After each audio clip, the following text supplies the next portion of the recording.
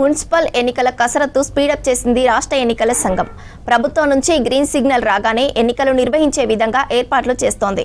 జిల్లా కలెక్టర్లు మున్సిపల్ శాఖ అధికారులతో సమావేశం నిర్వహించి ఓటర్ల జాబితా ఫైనల్ లిస్టు ప్రకటనకు సంబంధించి డెడ్ లైన్ పెట్టింది. అన్ని రాజకీయ పార్టీ నేతలతో సమావేశం నిర్వహించింది. ఎన్నికల నిర్వహణపై జిల్లా అధికారులకు పలు సూచనలు చేసింది.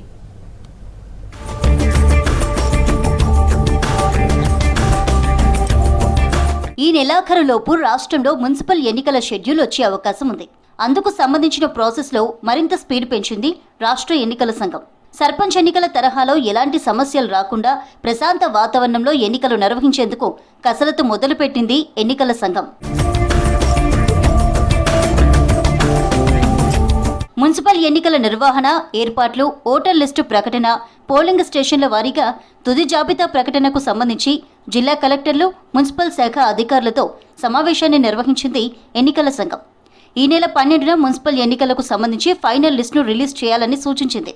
ఇక ఈ నెల 16న ఫోటోతో సహా పోలింగ్ స్టేషన్ల వారీగా ముసాయిదా జాబితా విడుదల చేయనున్నారు.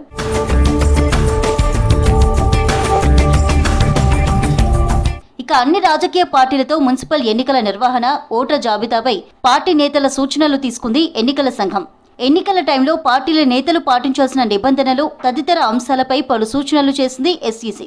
మీటింగ్లో వివిధ పార్టీల నేతలు తమ అభిప్రాయాలు ఎన్నికల సంఘం దృష్టికి తీసుకొచ్చారు. మున్సిపల్ ఎన్నికలపై రాజకీయ పార్టీలు రెడీ అవుతున్నాయి. ప్రభుత్వం నుంచి అనుమతి వచ్చిన వెంటనే షెడ్యూల్ ప్రకటించేలా ఏర్పాట్లు చేస్తోంది రాష్ట్ర ఎన్నికల సంఘం.